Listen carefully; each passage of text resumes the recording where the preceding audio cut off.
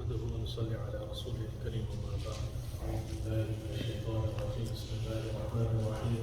إن الله وملائكته يصلون على النبي يا أيها الذين آمنوا صلوا عليه وسلموا تسليما. اللهم صل على محمد وعلى آل محمد كما صليت على إبراهيم وعلى آل إبراهيم إنك حميد مجيد. Last week we spoke about the struggles Nabi Sallallahu Alaihi Wasallam experienced before his departure from this world, before his death, Sallallahu Alaihi Wasallam. And we mentioned that Abu Sa'id al-Khudri radiallahu anhu visited him and found Nabi Sallallahu Alaihi Wasallam's temperature and fever to be so severe that even though Nabi Sallallahu Alaihi Wasallam was wrapped with a very thick blanket, the temperature was still felt through the thick blanket. And Abu Sa'id al-Khudri radiallahu anhu was concerned and mentioned that, Ya Rasulullah, such a severe fever you are experiencing. It almost feels as if though it's double what any average human being experiences. And Nabi Sallallahu Alaihi Wasallam confirmed to him that yes, we are put through, and he mentioned specifically the prophets and messengers are put through double what any other average human being experiences, in hope for double the reward. So double the affliction in return for and hoping for double the reward from Allah subhanahu wa ta'ala. So continuing with that subject matter, towards the end of Nabi Sallallahu Alaihi Wasallam, we mentioned that from the beginning of Nabi Sallallahu Alaihi Wasallam's life, Nabi Sallallahu Alaihi Wasallam experienced many hardships and difficulties throughout his life journey, and especially after he received prophethood, Nabi Sallallahu Alaihi Wasallam experienced a tremendous uphill battle in conquering those difficulties that he experienced in life. But those difficulties never threw him, Sallallahu Alaihi Wasallam, off course. Nabi Sallallahu Alaihi Wasallam always maintained the course. Nabi Sallallahu Alaihi Wasallam fulfilled the responsibility placed on his shoulder. And all of us sitting here today, we bear witness that Nabi Sallallahu Alaihi Wasallam did the most beautiful accomplishing of his responsibilities to the best anyone could have ever completed those tasks. Sallallahu Alaihi Wasallam. So today, what Nabi Sallallahu Alaihi Wasallam, what economic position, what was Nabi Sallallahu Alaihi Wasallam in? What economic, basically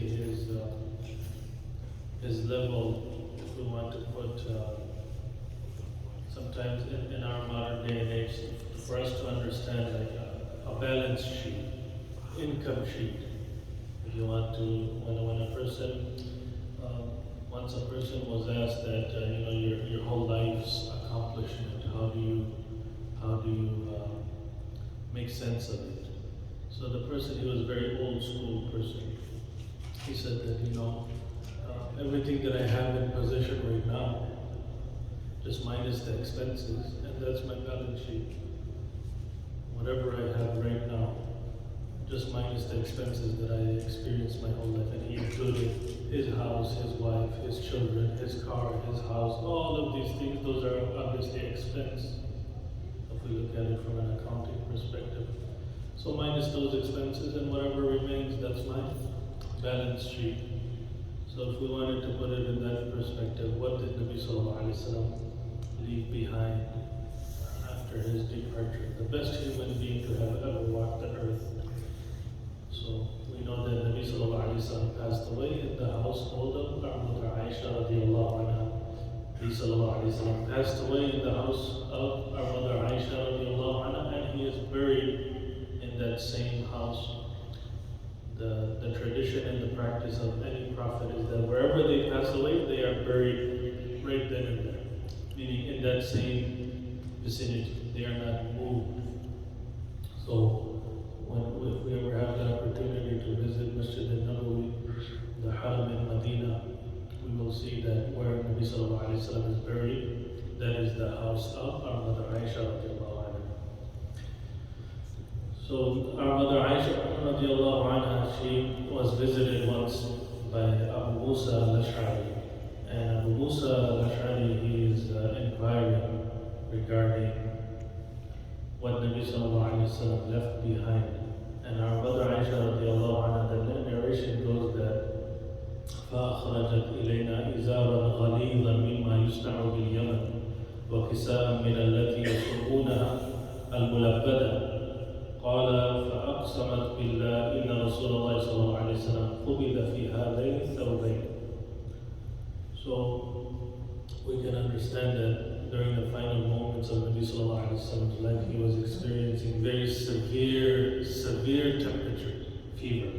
So what naturally happens when a person is experiencing fever and temperature, even though their forehead, their entire body is blistering hot, but they experience cold. The individual experiencing the fever, they are cold, so they want to be wrapped in more garments. But modern day doctors will say that instead of wrapping yourself with more, especially children and infants, you're supposed to take the clothes off the infant to kind of allow for the temperatures to subside and sort of calm down. Sometimes it's encouraged to take a cold rag or a cold piece of cloth and place it on the forehead.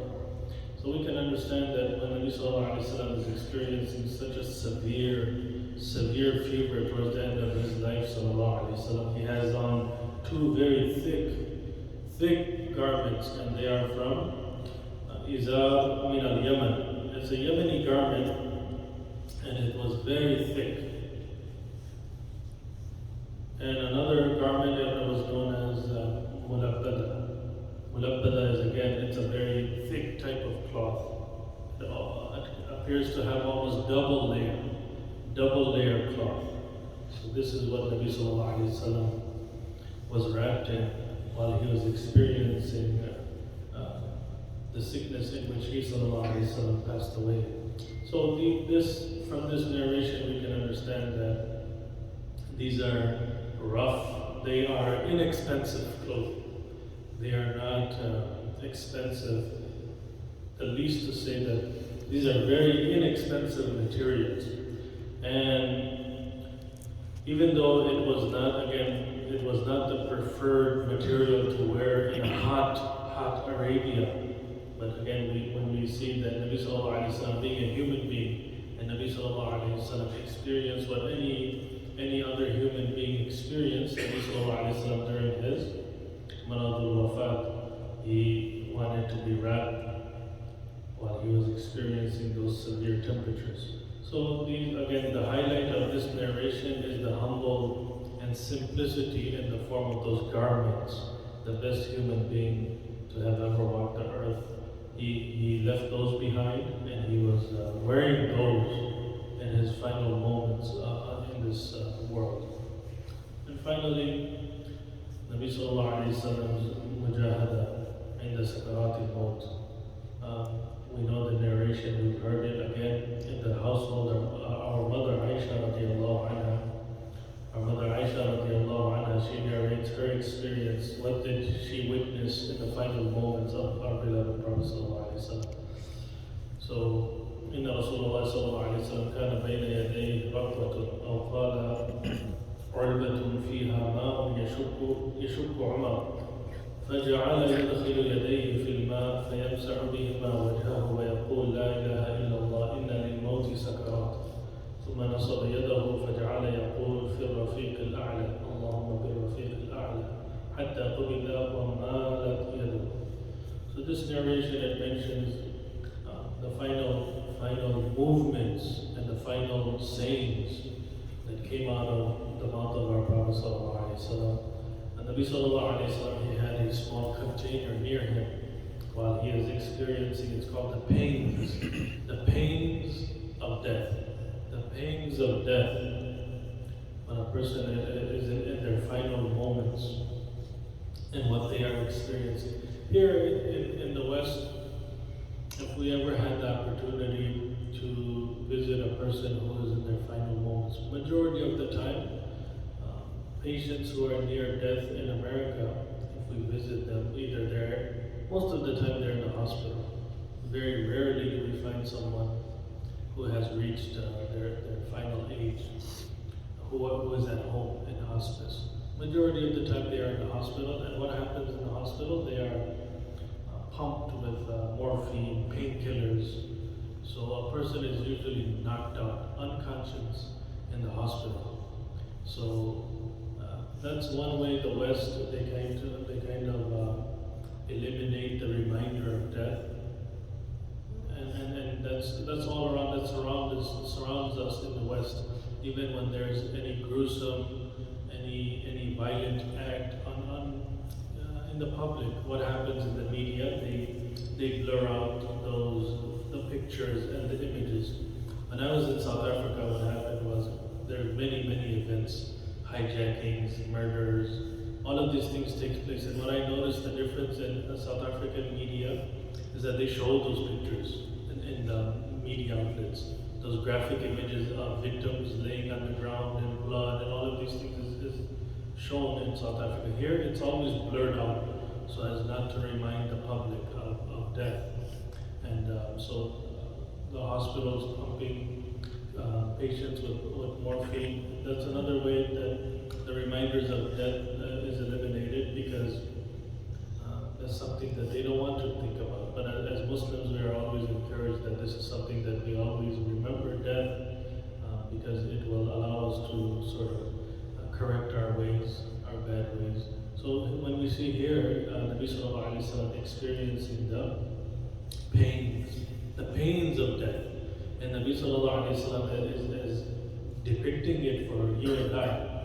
This is something that we should take note of. The best human being to have ever walked the face of this earth, Nabi Sallallahu Alaihi Wasallam, has a container of water near him, and he is dipping his hand in there, wiping his face. And while he is doing this, Nabi Sallallahu Alaihi Wasallam is reciting the kalima, and Nabi Sallallahu Alaihi Wasallam is confirming that pains of death are severe.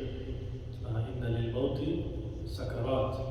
And then Nabi Sallallahu Alaihi Wasallam, he raises his hands towards the heavens, and Nabi Sallallahu Alaihi Wasallam makes dua to Allah Subhanahu wa Ta'ala that, oh Allah, allow me to be with the highest companions. Allow me to be with the highest companions. Allahumma bil-rafiq al-a'la. And then while he is saying that, Nabi Sallallahu Alaihi Wasallam, his hand is towards the heavens and making dua. He said this until his soul left his body, and then his hand fell down when it became lifeless. Sallallahu Alaihi Wasallam. So this was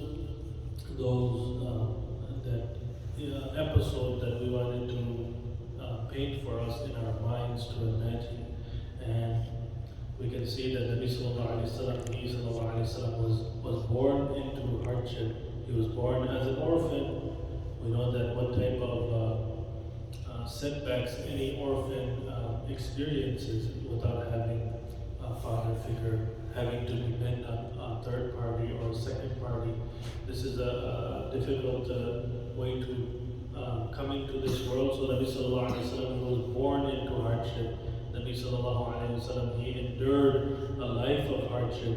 And Nabi Sallallahu Alaihi Wasallam, here in this narration, he is experiencing hardship ending in his final moments of life.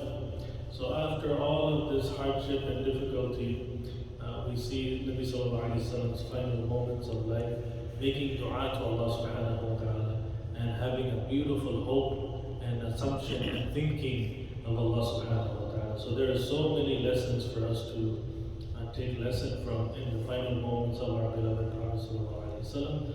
So in our final moments right now, we make dua to Allah Subhanahu wa Ta'ala that may Allah Subhanahu wa Ta'ala allow all of our hearts to be full of love for Him Sallallahu Alaihi Wasallam, and that may Allah Subhanahu wa Ta'ala join us with our beloved Prophet Sallallahu Alaihi Wasallam in the hereafter, near the pond of Kauthar, inshallah. May He Sallallahu Alaihi Wasallam allow us to drink from His pond of Kauthar, so much so that we allow for our thirst to be quenched on Yawm al-Qiyamah, inshallah. So next week, inshallah, we will conclude with this. Alhamdulillah, we were able to visit this 2022, we went over many experiences, difficulties that Nabi Sallallahu Alaihi Wasallam experienced throughout his life. And that is not to show weakness in our Prophet Sallallahu Alaihi Wasallam. Never. It can never be. So the whole point of visiting these difficulties experienced by our Prophet Sallallahu Alaihi Wasallam is so that when we experience difficulty in our life, we will always be reminded that our Prophet ﷺ experienced difficulties throughout his life. It's a common human experience. And when we compare our everyday struggles to the struggles of our Prophet ﷺ, at least we will be able to find some sort of comfort, some sort of consoling, so that we can say, you know what, if Nabi ﷺ experienced struggles throughout his life and he was able to continue along his path and fulfill and not give up on life, so we will take inspiration from that. We will take inspiration from the Sunnah of Nabi Sallallahu Alaihi Wasallam to never give up. We don't need any YouTube guru to tell us these things, right? We don't need some guy who's not even Muslim. Many Muslims find lessons and some guy maybe sitting. Allah subhanahu wa ta'ala knows the last time that guru took a shower. But many people find, wow, whatever is coming out from this non-Muslim guru on YouTube is so amazing. But we have better examples, and those examples are found in the life of our Prophet Sallallahu Alaihi Wasallam. So that's what's the encouragement, that let us take inspiration and a reminder from our Prophet Sallallahu Alaihi Wasallam and from the lives of the Sahaba radiallahu anhu, the best examples. And in conclusion, I'm dragging on, but I want to say that there's another hadith that mentions that if you ever want to take anyone as a mentor, then never take the ones who are still living. Don't take the living people as a mentor. Why? Because the living are still not free from fitna. The living people are still not free from fitna. If you ever want to take any mentor, then you take the mentors of the men who have already passed, because they have already experienced and they have already gone through life and life's experience. So they leave behind a legacy. It's already set in stone. And of course that's pointing towards the prophets and the messengers and the Sahaba. So the people who are living, do not take them as a mentor, because they have their own flaws and they are still prone to fitna and trials and tribulations and all of these negative things that are associated with the living. There's still potential for scandals, and when a person's private life holds only is between them and Allah subhanahu wa ta'ala. So that's why we remind ourselves that we cannot emphasize it enough. Take inspiration from the Prophet sallallahu alaihi wasallam's life, his sunnah, and the lives of the Sahaba radiallahu anhu.